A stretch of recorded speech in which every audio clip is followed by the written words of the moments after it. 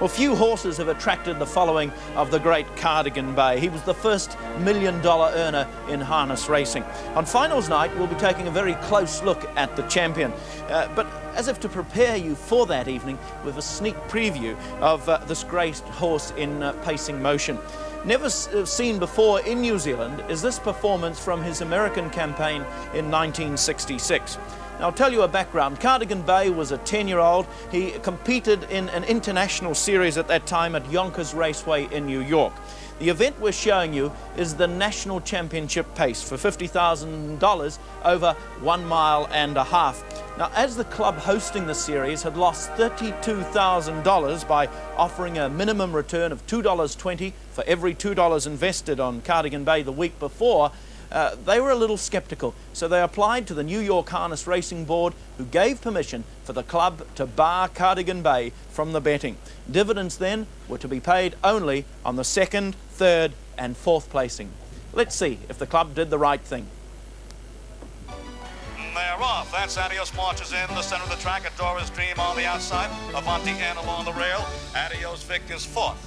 Cardigan Bay on the outside is 5th. Murdoch Hanover is 6th. Orbiter N is 7th. They get down the backstretch. Avanti N along the rail leading by half a length. Adios Marches on the outside is 2nd. Adios Vic along the rail is 3rd by a head. On the outside, Adora's Dream is 4th, and moving up, Cardigan Bay is 5th. Murdoch Hanover is 6th. Orbiter N is 7th. Along the backstretch, Adios Marches in front. Adora's Dream going up on the outside. They go to the quarter in 29 4/5.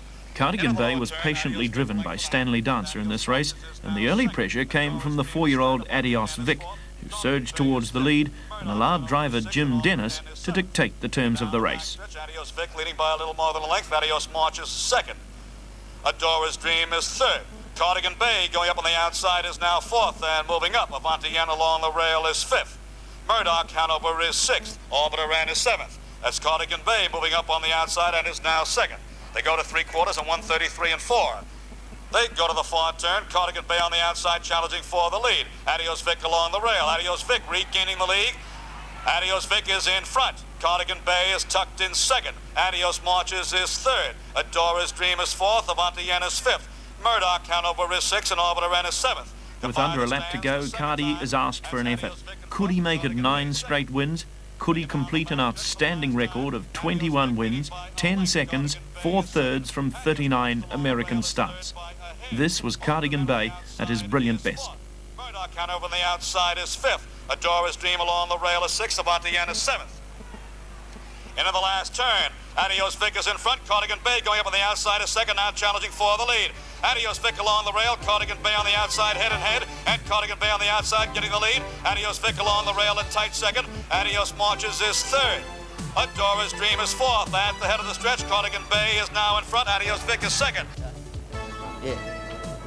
What a marvellous performance by Cardigan Bay as he powers towards the line. He really left the others for dead. And next week, as we look back on this great horse, we'll be showing you him racing against the famous Brett Hanover in what they called the pace of the century. And we'll just be checking on how Cardigan Bay is, live and well, I can assure you, on Pukatutu Island. The man of the moment in many ways at that time was Peter Wolfenden, who was associated with this great champion. And Peter, just watching him in action, we don't see many films like that of this great horse. What was he like to drive? Was he like a Rolls Royce? Yes, he was, yes. Would have been great if they had the free-for-alls like they have here at this Interdominions, because, like as you know, he had to start off 68, 72 behind. But he proved it over there that he was the best in the world to win $1 million. Were you sorry when he went to the States? In a way, but we had to let him go because he was getting handicapped out of it here, and it would prove that he was the best horse, which he did when he got over there. What do you remember about 63 and that famous victory in the Interdominions at Waveland? Oh yes, that was only a very small track. It was only 2.5 furlongs, 500 metres around. He had to be good. He started off 12, I think, behind 12 yards, but he had an accident in one of the heats, but he came through it, and you know, there was an accident in the final actually, but he was lucky to miss it. What did you attribute his success in America to? I mean, we sent over a horse that was in many respects in his latter years as a top pacer, and yet he was beating horses of the calibre of Brett Hanover who were 4-year-olds. Yes, but he was such a good horse. He was just born. That's all you could say about him. He was a freak. He was the best you've ever driven, Oh, without by doubt. far, yes, yes. And anything ever come close to him? Oh, Armalite was very good. She was just about equal to him in the day, because she was only a filly, and she was very good. That would be high praise for Armalite. Yes, she was very good on her day, and like she won the New Zealand Cup sitting park. Well, Cardi wouldn't have liked it here tonight. He doesn't like the wet. I don't think anyone's really enjoying it, Peter. You've had a drive. We can't actually show you the trousers that you're wearing today, but they're absolutely coated in mud. Peter, what's it like out there anyway on the track? Well, this drizzly rain, it sort of lays on the track, and it's the worst I've seen Addington. I haven't been down here much, but it's all weather track, but they're still going into it a bit, and it slows them up in the end. And your horse, Classic D? She was struggling. She was struggling all the way, broke on the first bend, but when you get back, you haven't got much show. Looking at Tussle's performance too, she was most convincing.